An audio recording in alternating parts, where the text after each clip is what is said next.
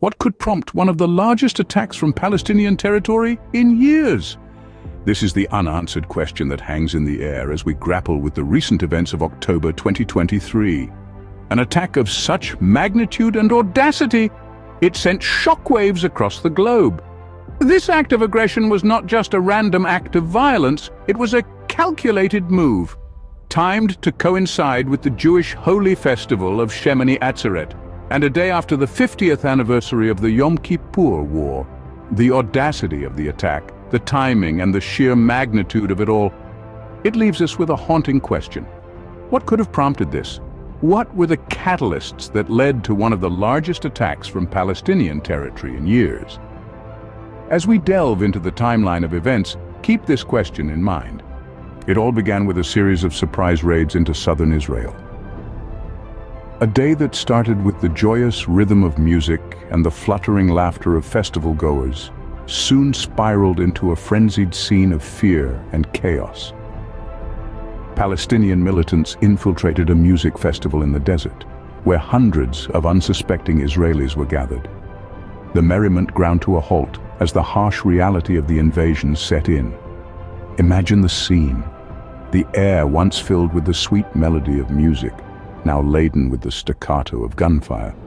The ground that vibrated to the beat of dancing feet, now trembling under the hurried steps of those fleeing for safety. This was not an isolated incident. It was a meticulously planned and executed surprise attack that sent shockwaves through the nation. The horror didn't stop there. Over the course of the day, the attacks intensified, spreading fear and uncertainty across southern Israel. The militants, emboldened by their initial success, launched a series of raids, each more audacious than the last. As the situation escalated, Israel's prime minister was forced to make a grave announcement: a state of war. The declaration came in response to the relentless barrage of rockets fired from Gaza into southern and central Israel. The news sent a chill down the spine of the nation, a chilling reminder of the Yom Kippur War that had scarred the country 50 years prior. But as the dust settled on this day of terror, it became clear that this was not an end, but a beginning. The surprise raids were just the first wave of what would become a multi-front attack. A storm was brewing on the horizon, and Israel found itself staring down the barrel of a crisis that would test its resilience and unity in ways it could scarcely imagine. This was just the beginning of a multi-front attack. The militants did not limit themselves to land invasions.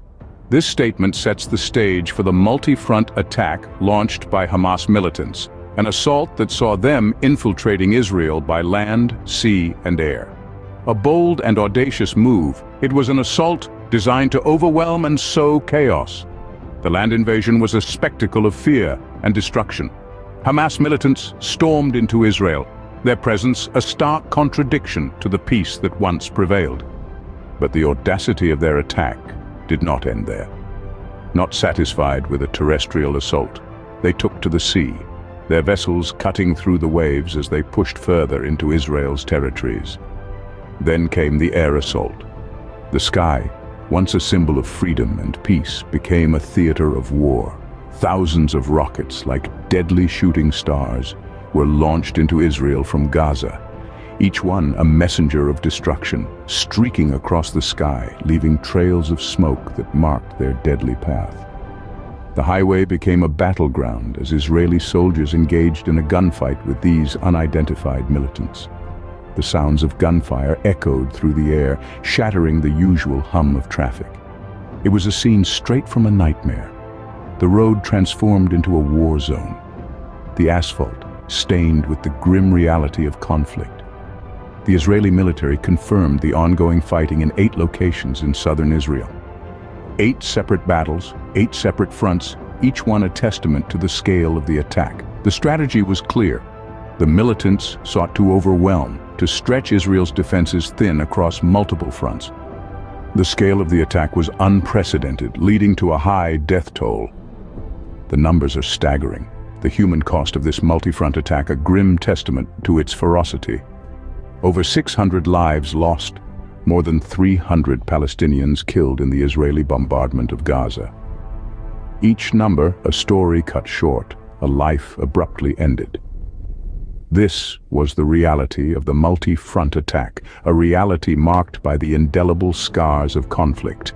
In the aftermath, the casualties were numerous.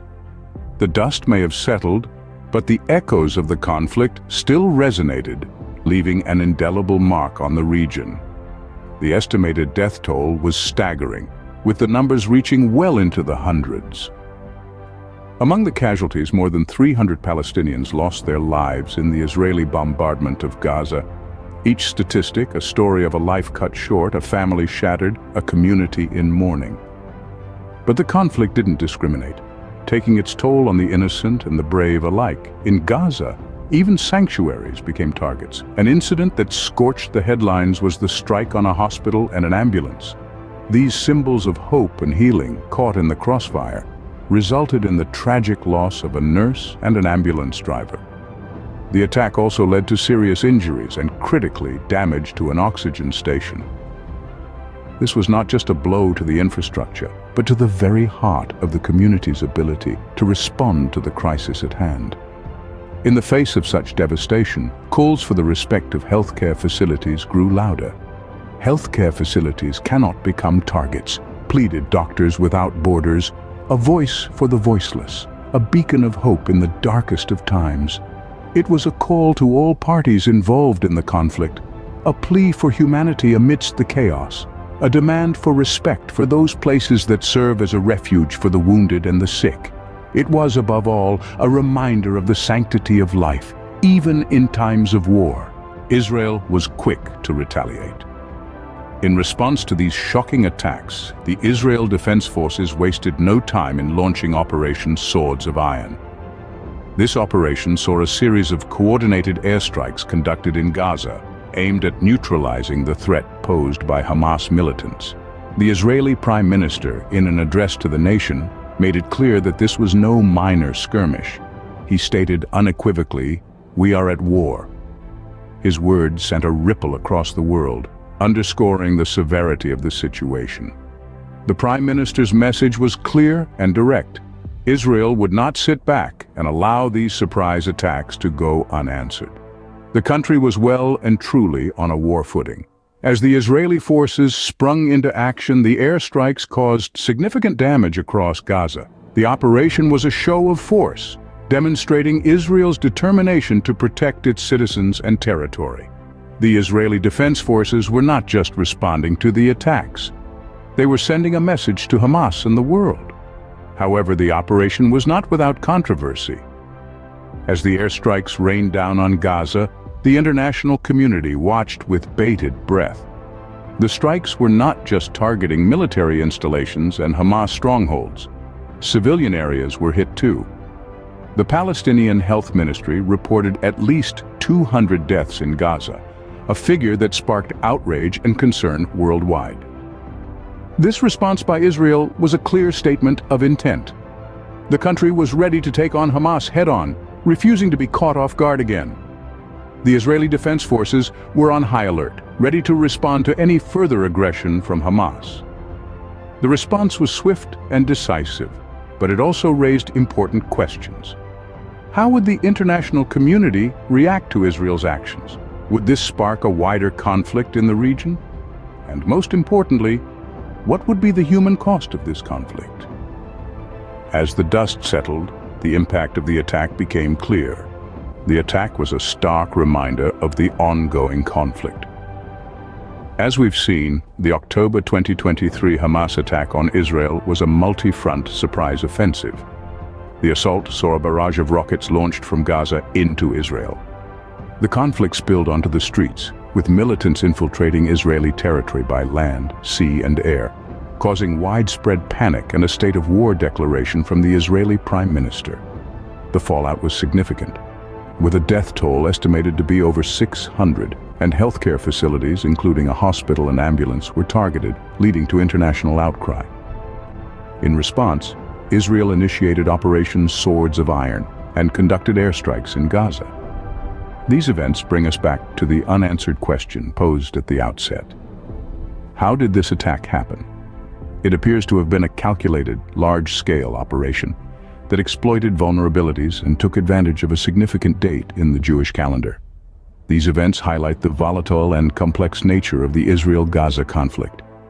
It's a stark reminder of the precariousness of peace in this region and the immense human cost of these disputes. The question remains, what does this mean for the future of the region and its people?